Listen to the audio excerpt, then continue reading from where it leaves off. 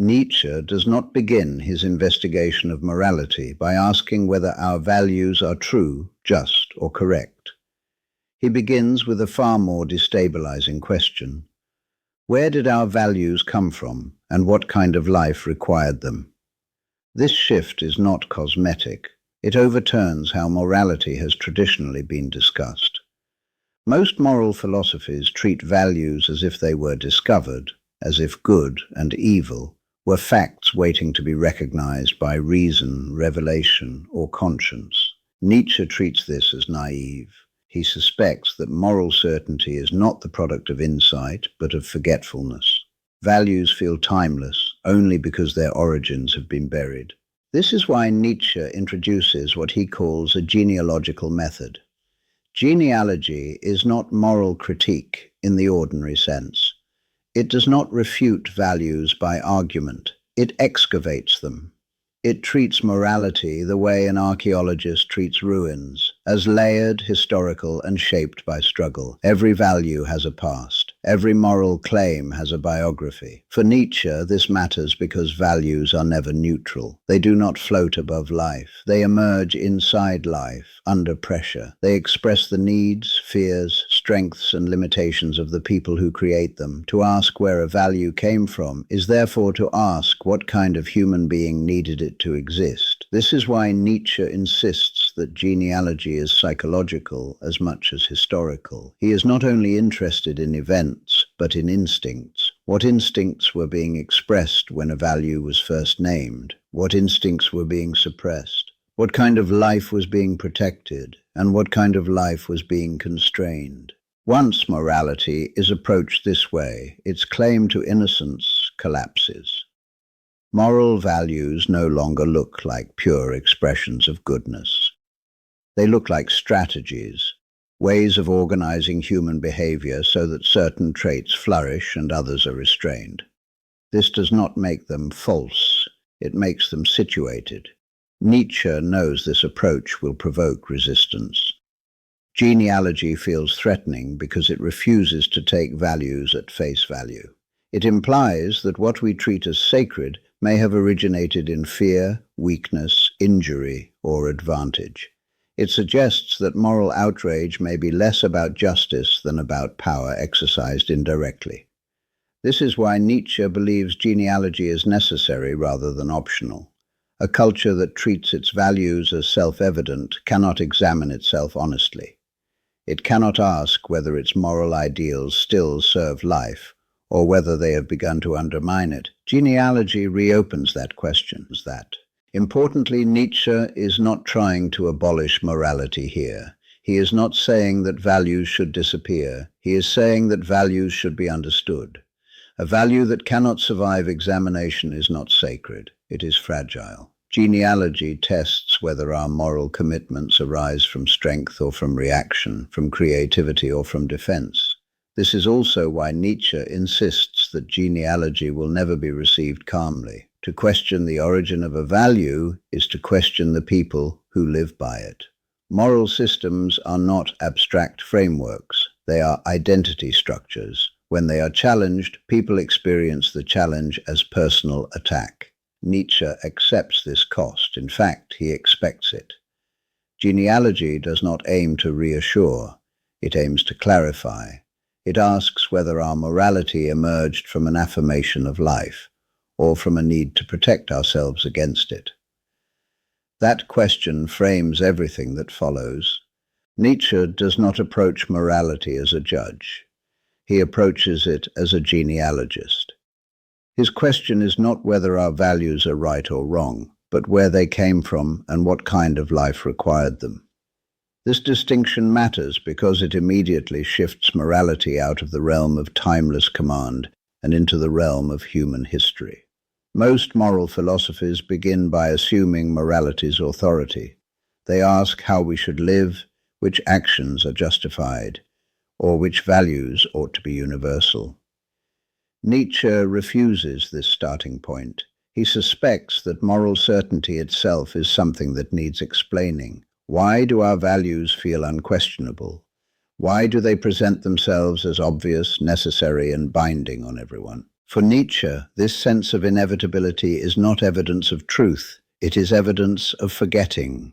Values feel eternal only because their origins have been buried beneath habit, repetition, and moral education. Once their beginnings are forgotten, they appear as facts rather than creations. This is why Nietzsche introduces genealogy. Genealogy does not refute values by logical argument, it excavates them. It treats morality as something that developed under pressure, over time, in response to specific conditions. Every value has a history. Every moral distinction has a context in which it first made sense. Genealogy therefore asks uncomfortable questions. Who first called something good? Who benefited from that definition? What instincts were being expressed through it? What instincts were being suppressed? What kind of human being could not survive without that value being treated as sacred? These are not abstract questions. Nietzsche believes values always serve life in some way. They organize behavior. They reward certain traits and punish others. They shape what is admired, what is condemned, and what is made to feel shameful. To trace the origin of a value is to uncover the form of life it protects. This is why Nietzsche insists that genealogy is psychological as much as historical. He is not merely interested in events, but in instincts. Morality for Nietzsche is instinct translated into language. It is desire, fear, strength, or weakness given moral justification. Once morality is approached this way, its claim to innocence collapses. Moral values no longer appear as neutral expressions of goodness. They appear as strategies, ways of making a particular way of living possible and other ways difficult or impossible. This does not make morality false, it makes it interested. Nietzsche knows this approach will be experienced as hostile. To question the origin of a value is to question the people who live by it. Moral systems are not detached frameworks, they are identity structures. When genealogy exposes their roots, people feel personally threatened. Nietzsche accepts this consequence. In fact, he believes it is unavoidable. A culture that treats its values as self-evident cannot examine itself honestly. It cannot ask whether its moral ideals still serve life, or whether they have begun to work against it. Genealogy reopens that question. Importantly, Nietzsche is not trying to abolish morality. He is trying to understand it. A value that cannot survive examination is not sacred, it is fragile. Genealogy tests whether our values arise from confidence or fear, from creation or reaction, from affirmation or defense. This is why Nietzsche's genealogical method is the necessary starting point for the distinction between master morality and slave morality. Before we can understand how values differ, we must first understand that values have origins at all. Only then can we ask what kind of life stands behind them. To understand what Nietzsche is doing with master and slave morality, we first have to strip away a modern assumption that morality has always been about judgment, guilt, and moral accusation. Nietzsche argues that this is historically false. Morality did not begin as a system of blame. It began as a way of describing differences in value, not condemning them. In the earliest aristocratic cultures Nietzsche studies, moral language functioned very differently from how it does today. Words like good and bad did not yet carry the emotional charge they carry now. Good referred to what was noble, admirable, strong, healthy, and life-affirming. Bad referred to what was common, low, weak, or contemptible, but not sinful, shameful, or morally corrupt. This distinction is crucial. Bad did not mean evil. It did not imply guilt. It did not demand punishment or correction. It was closer to a descriptive contrast than a moral condemnation. Just as one might distinguish between strong and weak wine, or fine and coarse material, early moral distinctions ranked qualities without turning them into accusations. Nietzsche wants us to notice what is absent here. There is no universal moral law. There is no demand that everyone be judged by the same standard. There is no idea that weakness is a moral failure or that strength requires justification. Difference is accepted as a fact of life, not a problem to be solved. In these cultures, values flowed outward from confidence. The noble type did not need to persuade others that their way of life was good. They experienced it as good. Value began with self-affirmation, not comparison. Only afterward did contrast arise, and even then contrast did not become moral hostility. This matters because it shows that morality originally had no inward turn. There was no internal tribunal monitoring thoughts and intentions. There was no sense that one's inner life had to be purified or corrected. Responsibility was public and concrete. Actions mattered, not hidden motives. One was judged by what one did, not by what one was thought to desire. Nietzsche believes modern readers struggle to imagine this because we are so thoroughly trained in moral introspection. We assume that morality must involve conscience, guilt, and inner judgment. Nietzsche is saying, this is not morality's origin. It is a later development. The absence of guilt is especially important. In these early moral worlds, suffering was not interpreted as punishment. Misfortune was not read as evidence of moral failure. There was no need to justify existence by appealing to innocence or purity. Life was taken as something to be lived, not defended. This does not mean these cultures were gentle or egalitarian. Nietzsche is not idealizing them. They could be harsh, violent, and exclusionary, but their values did not arise from resentment. They arose from self-assurance. They did not need enemies in order to define themselves. They did not define goodness by opposition. Nietzsche wants us to grasp this because it makes clear how radical the later shift will be. Once morality begins to accuse, once it turns inward, once it demands universality and guilt, something fundamental has changed. The entire psychological orientation of value has been restructured. So before we talk about master morality as such, Nietzsche asks us to see a simpler world, a world where value was not yet weaponized, where difference did not automatically provoke condemnation, and where strength did not feel the need to apologize for itself. Only by seeing what morality looked like before accusation can we understand how revolutionary and how dangerous the later transformation will be. When Nietzsche speaks of master morality, he is not describing a moral code written down and enforced. He is describing a way of valuing that grows naturally out of strength. Master morality does not begin with rules. It begins with a felt sense of power, confidence, and self-affirmation. The master type does not ask, "What should I do?" before acting. Action comes first, valuation comes afterward. Good is whatever expresses vitality, excellence, confidence, and the ability to impose form on the world. These values are not argued for. They are experienced as obvious by those who live them. This is why Nietzsche insists that master morality is creative rather than reactive. It does not need an enemy to define itself. It does not begin by condemning others. It begins by affirming itself. Only secondarily does it mark contrast. Bad names what is lesser, weaker, or unremarkable, but without moral outrage or hatred. Master morality therefore lacks a crucial feature of modern moral thinking: moral justification. Strength does not feel the need to explain itself. It does not apologize for existing. It does not appeal to higher principles to excuse its power. It simply acts and values accordingly. Nietzsche also stresses that master morality assumes difference and rank as facts of life. People are not equal in capacity, temperament, or ability, and this is not experienced as a moral problem. Equality is not an ideal that needs to be imposed. Excellence is admired without guilt. Achievement is not viewed with suspicion. This is where modern readers often misinterpret Nietzsche. Master morality is not cruelty for its own sake.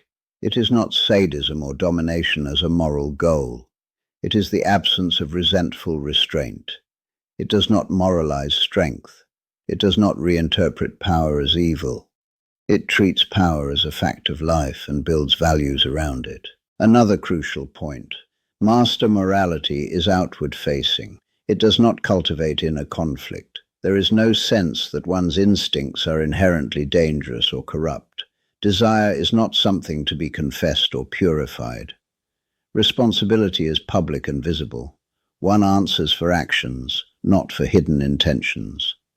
Because of this, master morality does not produce guilt in the modern sense. Failure may bring shame or loss of status, but not moral self-condemnation. Suffering is not interpreted as punishment. Misfortune does not demand moral explanation. Life is accepted as something that includes risk, loss, and inequality.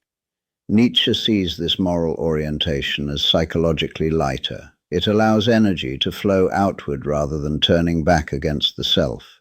It does not require constant self-surveillance. It does not split the individual into judge and accused. This does not mean Nietzsche wants to return to ancient aristocracies. He knows that historical conditions have changed irreversibly. His point is diagnostic, not nostalgic. He wants us to see that morality can arise from affirmation rather than denial, from confidence rather than fear. Understanding master morality clearly is essential, because slave morality will not make sense without it. Slave morality is not simply different. It is a response and a reaction to this earlier way of valuing. Only once we see how values look when they arise from strength can we understand what happens when strength is blocked, denied, and forced to find another outlet. Nietzsche's account of master morality is not an idealized picture meant to be preserved. It is a starting condition, one that becomes unstable under specific historical pressures. The decisive problem Nietzsche identifies is this: what happens when large numbers of people are no longer able to act outwardly? When power can be exercised directly, values flow naturally from action. But when people are ruled, constrained, conquered, or socially immobilized, instincts do not disappear. Desire does not dissolve simply because it cannot be expressed. Instead, it becomes blocked. Nietzsche's insight here is psychological rather than moral. Blocked instincts do not remain neutral. They seek alternative paths. When action is impossible, interpretation takes its place. When strength cannot discharge itself in the world, it turns inward and begins to work symbolically. This is the crucial transition point. It is not weakness alone that matters, but impotence, the condition of wanting to act and being unable to.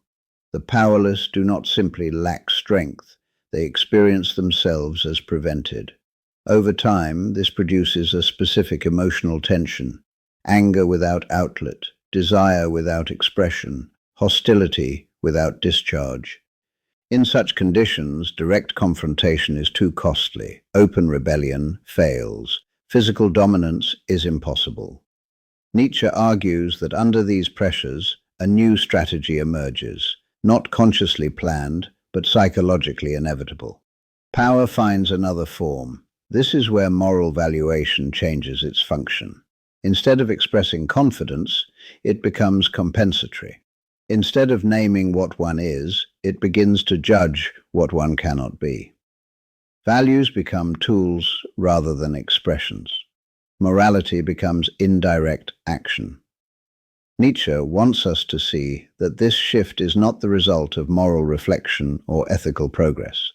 It is an adaptive response. When the environment prevents outward assertion, inward strategies become attractive. Interpretation replaces action. Evaluation replaces creation. This is also where time becomes important. Master morality acts in the present. It affirms what is. Reactive morality stretches across time. It remembers injury. It stores grievance. It waits. Nietzsche is very clear that what follows is not spontaneous rage, but long-term psychological reorganization. The powerless learn to reinterpret their condition. They begin to ask different questions. Instead of what can I do, the question becomes who is to blame. Instead of valuing action, they begin to value intention, purity, and restraint, traits that do not require power to display. This is not hypocrisy in Nietzsche's sense. It is not conscious deceit. It is survival. A system of values that rewards traits one can actually embody becomes psychologically necessary. Moral valuation adapts to the conditions of life. The danger Nietzsche sees is not that this adaptation occurs. The danger is that once this new valuation system stabilizes, it does not remain local or provisional. It begins to present itself as superior, as morally higher, as universally binding. At this point, morality ceases to be an expression of life and becomes a weapon, subtle, indirect, and extraordinarily effective. But this weapon does not strike immediately. It prepares the ground. This historical and psychological pressure is what gives rise to the next transformation, the birth of a morality that does not create values from strength, but inverts existing ones in response to power it cannot confront directly. That transformation is slave morality. Slave morality does not arise because people suddenly decide to value different things. It arises because a way of acting becomes impossible. Nietzsche insists on this point because it distinguishes his analysis from moral criticism. Slave morality is not born from reflection, compassion, or ethical insight. It is born from blocked power. When action is prevented, interpretation takes over. When direct assertion fails, valuation becomes indirect. This is the moment at which morality changes its function. Instead of expressing what one is, it begins to judge what one cannot be. The decisive shift is this. Values are no longer created from strength outward. They are constructed in opposition. Slave morality does not begin by saying this is good. It begins by saying that is evil. Only afterward does it define itself as good in contrast. This reversal matters enormously. In master morality, affirmation comes first and contrast comes second. In slave morality, condemnation comes first and self-definition comes second. The moral world is reorganized around an enemy. Nietzsche is careful here. He does not describe the slave as weak in some simple sense. He describes a type shaped by impotence, by the repeated experience of wanting to act and being unable to do so. Over time, this experience produces a new orientation toward the world. Action gives way to judgment. Creation gives way to evaluation. This is where morality becomes accusatory. Instead of admiring strength, slave morality reinterprets it. Power becomes cruelty. Confidence becomes arrogance. Self-assertion becomes oppression. Excellence becomes exclusion. These redefinitions are not random. They allow those without power to claim moral superiority over those who possess it. What looks like a moral insight is, in Nietzsche's view, a strategic inversion. It allows the powerless to win without acting. They cannot dominate in the world, but they can dominate in conscience. They cannot defeat their enemies physically, but they can condemn them morally. This is why Nietzsche insists that slave morality is fundamentally reactive. It does not originate values. It responds to values it encounters and reverses them. It takes what master morality affirms and turns it into an accusation. The psychological payoff is significant. Suffering, once experienced as misfortune or failure, is now reinterpreted as moral merit. Endurance becomes virtue. Patience becomes superiority. Inability to act becomes evidence of goodness. What was once a limitation becomes a badge of honor. This reinterpretation stabilizes the psyche under conditions of powerlessness. It gives meaning to frustration. It transforms resentment into righteousness. It allows hostility to persist without being discharged openly. Crucially, slave morality does not eliminate power. It changes its form. Power no longer appears as action. It appears as judgment. The ability to name good and evil becomes a new kind of dominance, one that does not require physical strength or risk. Nietzsche wants us to see that this is not hypocrisy or bad faith. The people who live inside slave morality genuinely believe in their values. The inversion becomes unconscious. Over time, it feels natural. The moral world is reorganized so thoroughly that alternative valuations appear unthinkable, even monstrous. This is why slave morality is so stable once it takes hold. It does not merely regulate behavior, it reshapes perception. It trains people to see the world through categories of guilt, innocence, blame, and moral worth. It produces a new kind of human being, one who evaluates constantly, judges reflexively, and experiences hostility primarily as moral concern.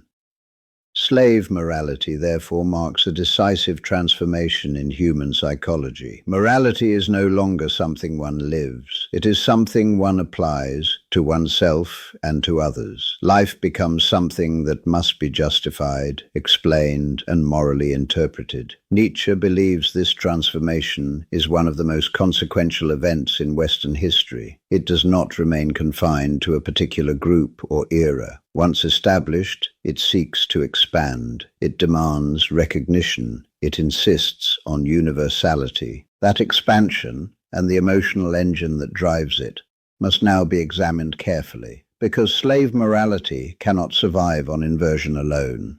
It requires a specific emotional structure to sustain it over time.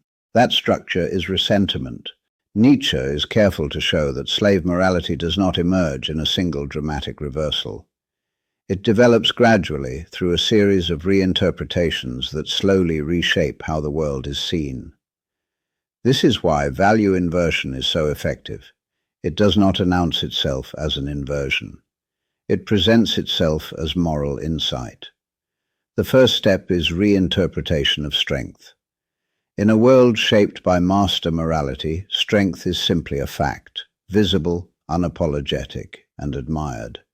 Slave morality cannot confront this directly, so it reframes it. Strength becomes cruelty. Power becomes injustice. Confidence becomes arrogance. What was once self-evident now requires moral defense. This reinterpretation does not attack strength head-on. It questions its legitimacy. It introduces suspicion. It implies that power must justify itself before it can be tolerated. Once this suspicion takes hold, strength no longer appears neutral. It appears dangerous. The second step is the moralization of weakness. Traits that arise from necessity, patience, obedience, endurance, restraint, are elevated into virtues. What one cannot help being becomes what one ought to be. The inability to act outwardly is transformed into moral depth. Suffering becomes meaningful. Endurance becomes noble. This is not a simple lie. It works because it aligns values with lived reality. A morality that rewards traits one can actually embody feels true. Over time, these values cease to feel compensatory. They feel intrinsically right. The third step is the creation of moral binaries. Where earlier moral worlds ranked qualities without condemnation, slave morality sharpens distinctions. Good and evil replace good and bad. Neutral difference disappears. Everything must be judged. Everything must be placed on one side of a moral divide. This binary structure is essential. It turns valuation into accusation. It allows moral judgment to function as a weapon. Once a person or trait is placed on the evil side, no further explanation is needed. Condemnation becomes automatic. The fourth step is the internalization of judgment. As these values stabilize culturally, individuals begin to apply them to themselves. Instincts once taken for granted are reinterpreted as temptations. Desire becomes suspect. Assertiveness feels dangerous. The individual learns to monitor themselves morally. This inward turn is crucial. It ensures that slave morality does not rely solely on external enforcement. People begin to police themselves. Moral power becomes self-sustaining. At each stage, inversion presents itself as moral progress. It claims to make the world safer, kinder, more just. Nietzsche does not deny that it can reduce certain forms of violence. but he insists that it does so by redirecting aggression, not by eliminating it. Hostility does not disappear. It becomes moralized. What makes this process so difficult to see is that it feels virtuous. The language of care, concern, and justice masks the underlying transformation. Value inversion becomes invisible precisely because it succeeds. Once established, it feels like the only moral reality available. Nietzsche wants us to notice that at no point does slave morality create values from abundance. It creates them from reaction. Each step responds to something it cannot confront directly. Each reinterpretation depends on the presence of what it condemns. This is why slave morality requires memory. It remembers injury, it stores grievance, it keeps the past alive in moral form. Unlike master morality, which affirms the present, slave morality is oriented toward what has been suffered and who is to blame for it. This long memory is not incidental. It is the mechanism that allows moral inversion to persist across generations. The original conditions of powerlessness may fade, but the values remain. The emotional structure survives even when the historical context changes. At this point, we can see why Nietzsche insists that slave morality cannot be understood without examining the emotion that sustains it over time. Value inversion alone is not enough. It must be felt, rehearsed, and renewed continuously. That sustaining emotion is not ordinary resentment. It is something colder, more patient, and more enduring. That emotion is ressentiment. At this point in Nietzsche's analysis, it becomes impossible to avoid a specific psychological force, even if it has not yet been fully explained. That force is ressentiment. Slave morality does not merely depend on reinterpretation or inversion. It depends on an emotional structure capable of sustaining hostility without release. Nietzsche is careful here. He does not immediately define ressentiment because it is easy to misunderstand it as simple resentment. Resentment is reactive anger that still seeks expression. It flares up, discharges, and fades. Ressentiment is something else entirely. It emerges when anger cannot be acted upon and therefore cannot resolve itself. Slave morality requires this condition. Without ressentiment, inversion would collapse. Moral condemnation would lose its intensity. Values would soften. What keeps slave morality rigid and enduring is not argument, but stored affect. Anger that has been delayed, moralized, and preserved. Resentment arises when an individual or group experiences repeated frustration without the possibility of retaliation. Action is blocked, but emotion remains. Over time, this emotion reorganizes perception. The world is no longer seen in terms of what one can do, but in terms of who is responsible for one's suffering. This is the crucial psychological shift. The question is no longer, how do I act, but who is guilty? Responsibility moves outward. Blame becomes central. Moral judgment becomes a substitute for action. Nietzsche wants us to understand that ressentiment is not loud. It does not explode. It waits. It cultivates memory. It rehearses grievance. It transforms pain into accusation and injury into moral superiority. Where master morality forgets and moves on, ressentiment remembers and returns. This is why slave morality depends so heavily on moral categories. Moral language provides a structure in which ressentiment can operate without discharging itself. Condemnation replaces confrontation. Judgment replaces struggle. The powerless gain a sense of agency without risking failure. Resentment also explains why slave morality requires time. It cannot act in the present. It needs duration to accumulate meaning. It reinterprets past suffering as evidence of injustice. It builds narratives in which endurance becomes virtue and injury becomes proof of moral worth. This emotional structure is what allows value inversion to persist long after the original conditions that produced it have faded. Even when social mobility increases, even when physical domination declines, resentment can survive. It no longer needs visible masters. It can operate abstractly, attaching itself to systems, symbols, or moral categories. At this stage, Nietzsche deliberately restrains himself. He knows that resentment deserves a full and careful treatment. To explain it properly requires slowing down, because it is one of the most easily moralized and most fiercely defended emotional patterns in modern life. For now, Nietzsche wants us to see only this. Slave morality is not a calm moral insight.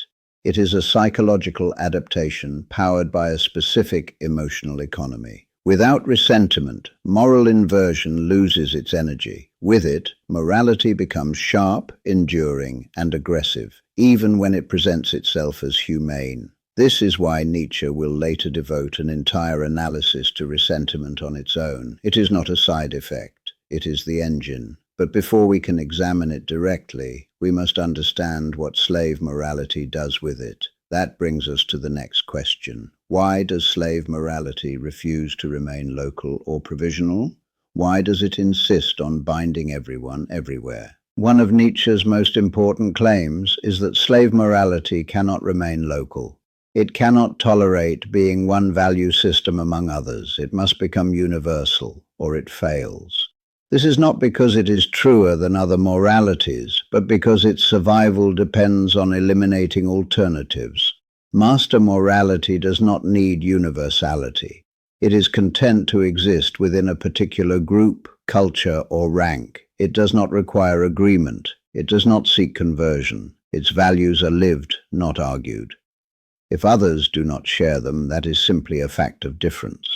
Slave morality is structurally different.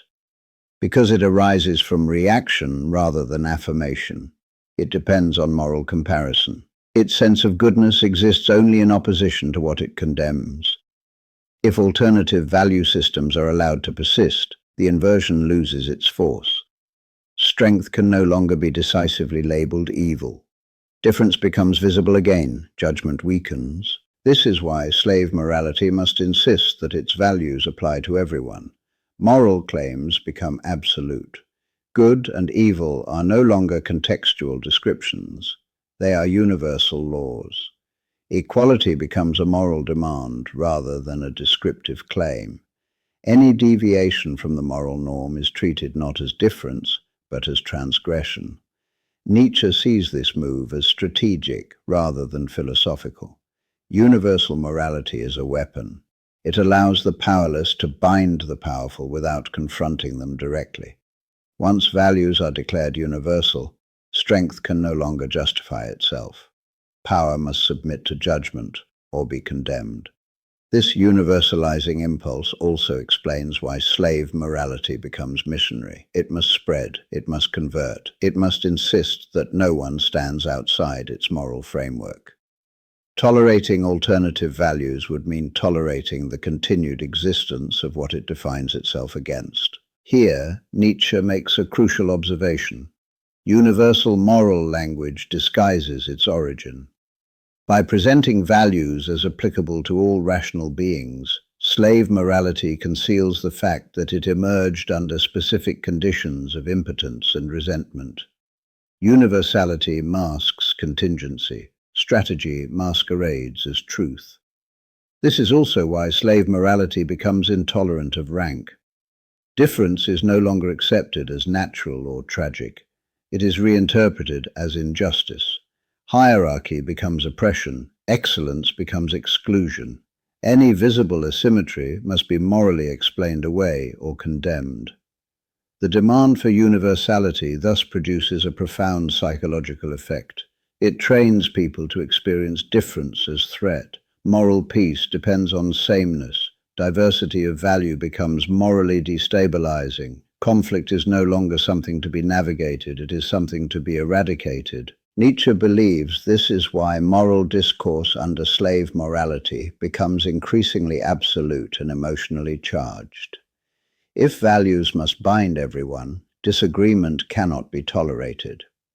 Those who reject the moral framework are not simply mistaken, they are dangerous. Moral certainty hardens into moral aggression. This universalizing tendency also explains why slave morality survives changes in material conditions. Even when physical domination declines, even when political power shifts, the moral structure remains intact.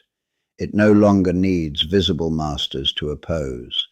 It can attach itself to abstract enemies, symbolic figures, or imagined oppressors. Once morality becomes universal, it becomes self-justifying. It no longer asks whether it serves life, it demands obedience by definition.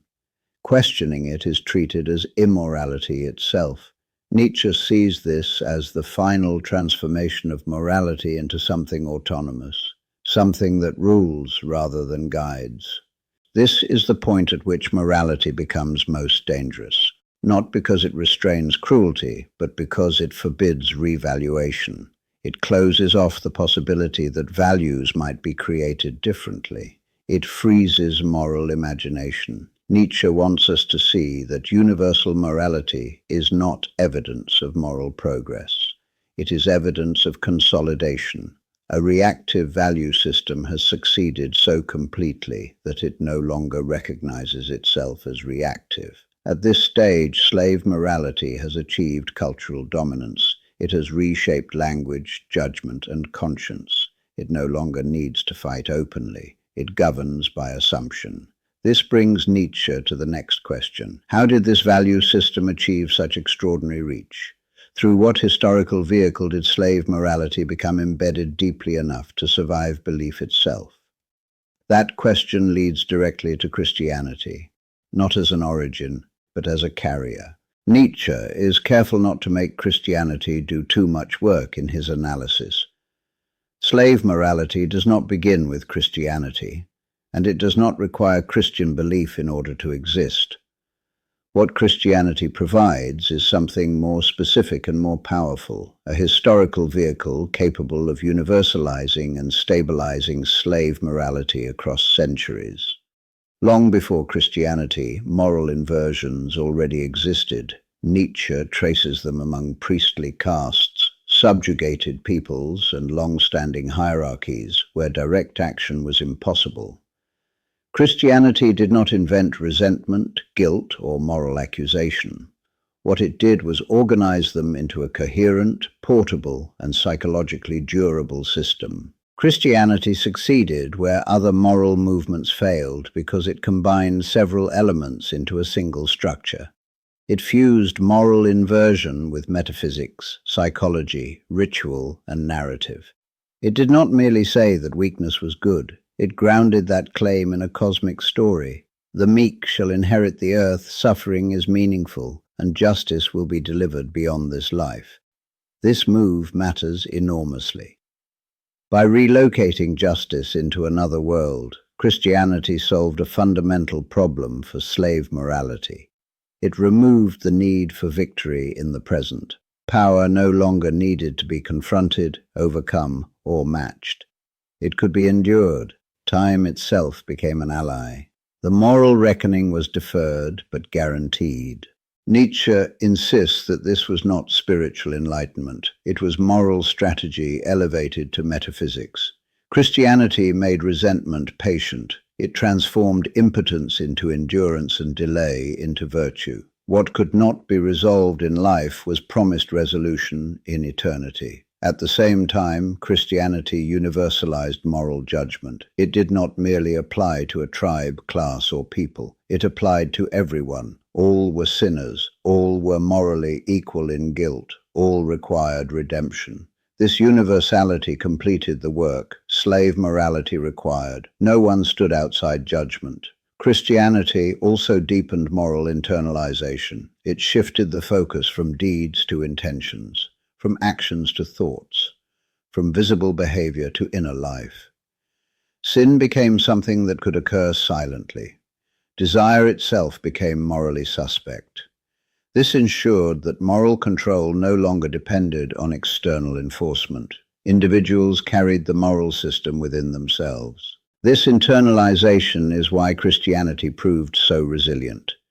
Even when political power changed hands, even when institutions weakened, the moral habits remained. Conscience survived theology. Guilt survived belief. Judgment survived God. Nietzsche therefore treats Christianity as the most successful expression of slave morality, not because it was cruel or oppressive in an obvious sense, but because it was psychologically complete. It trained people to evaluate themselves, to mistrust their instincts, and to interpret suffering as moral evidence. Importantly, Nietzsche does not argue that Christianity's success proves its truth. He argues the opposite. Its success proves its fitness, its ability to organize human beings under conditions of powerlessness, inequality, and suffering. A morality that could make endurance meaningful was bound to spread. This is why Nietzsche believes modern secular morality remains Christian in structure, even when it rejects Christian belief. The metaphysical scaffolding has been removed, but the moral architecture remains. Guilt, accusation, moral equality, and suspicion of power continue to operate without their original justification. Christianity, in Nietzsche's analysis, is therefore less a belief system than a training regime. It trained Europe, and later the modern world, in a particular way of valuing, judging, and interpreting life. That training did not vanish when faith declined. It simply became invisible. This is also why Nietzsche refuses to argue against Christianity on theological grounds. To refute belief is irrelevant if the moral system survives intact. What must be confronted is not doctrine, but the values and instincts Christianity carried forward. Slave morality did not win because it was argued persuasively. It won because it found the perfect vessel. And once installed deeply enough, it no longer needed that vessel to survive. Nietzsche insists that the victory of slave morality did not end with Christianity. In fact, its most revealing phase begins after belief starts to collapse. Modern people often assume that abandoning religion means abandoning religious morality. Nietzsche argues the opposite. The moral structure survived precisely because it had already been internalized. When belief in God weakens, the habits of judgment do not disappear. Guilt remains, moral accusation remains, suspicion of strength remains. What changes is only the language. Sin becomes harm, evil becomes injustice, salvation becomes recognition, but the underlying moral grammar stays intact. This is why Nietzsche believes modern secular morality is not a clean break from Christianity, but its afterlife. The metaphysical justification has been removed, but the values continue to operate as if they were unquestionable. They command without explaining why. They accuse without grounding their authority. In modern moral discourse, judgment often replaces action. Moral outrage becomes a substitute for responsibility. Condemnation becomes a way of asserting moral identity without creating anything. Nietzsche sees this not as moral progress, but as the continuation of reactive valuation under new names. A key sign of slave morality's persistence is the way strength still feels suspicious. Confidence is treated as arrogance. Excellence invites moral scrutiny. Success demands apology. Power must justify itself endlessly, while weakness is assumed to be innocent by default. Nietzsche is not arguing that power should go unchecked. He is arguing that modern morality often critiques power without understanding its own motives. The language of justice disguises unresolved resentment. Moral certainty masks emotional inheritance. Another sign is the continued insistence on universality. Modern moral claims still present themselves as binding on everyone.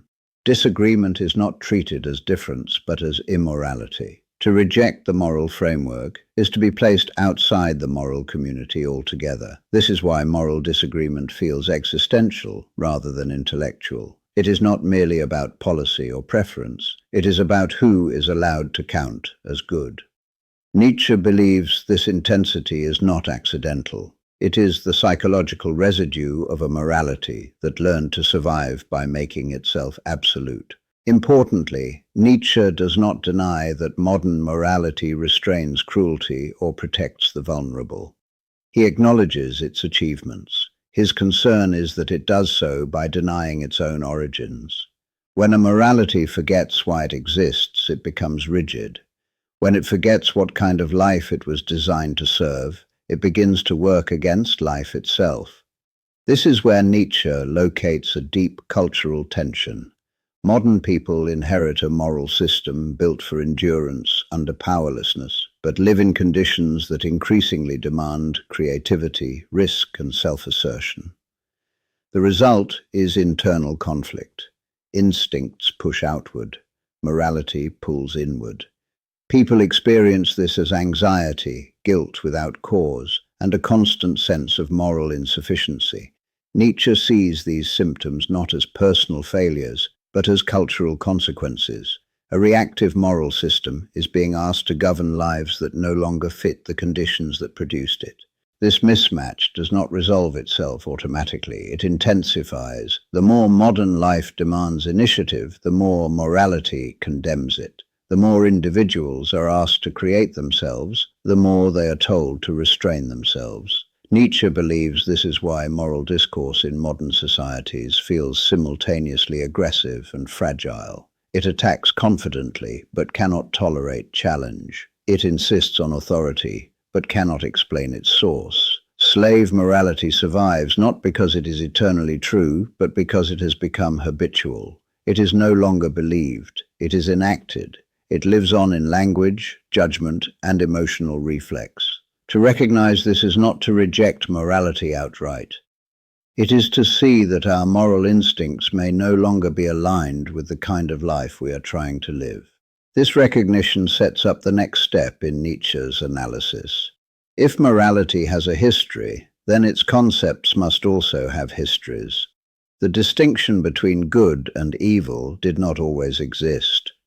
It replaced something else. Understanding that replacement, and what was lost in the process, is the next task. At this point, Nietzsche knows a serious danger has emerged. The distinction between master morality and slave morality is so sharp and so unsettling that it invites lazy and destructive misreadings. Before moving forward, he deliberately closes off these errors. If this is not done, everything that follows collapses into caricature. First, this distinction is not about rich versus poor. Nietzsche is not describing economic classes. Wealth can exist under either morality. Poverty can exist under either morality. The difference is psychological and evaluative, not material. Slave morality can dominate entire societies regardless of who controls resources. Second, it is not about kindness versus cruelty. This is one of the most common misunderstandings. Nietzsche is not praising cruelty, nor condemning compassion as such. What he is criticizing is a morality that reinterprets weakness as virtue in order to condemn strength. Compassion that flows from abundance is not the same thing as compassion that flows from resentment. Third, this is not a call to domination or oppression. Nietzsche is not offering a political program. He is diagnosing value systems, not issuing marching orders. To turn this distinction into a justification for cruelty is to enact slave morality in reverse, to moralize domination rather than understand valuation. Fourth, it is not a biological hierarchy. Nietzsche is not arguing that some people are inherently superior in a racial or genetic sense. Master and slave moralities are ways of valuing, not fixed human types. Individuals and cultures can move between them.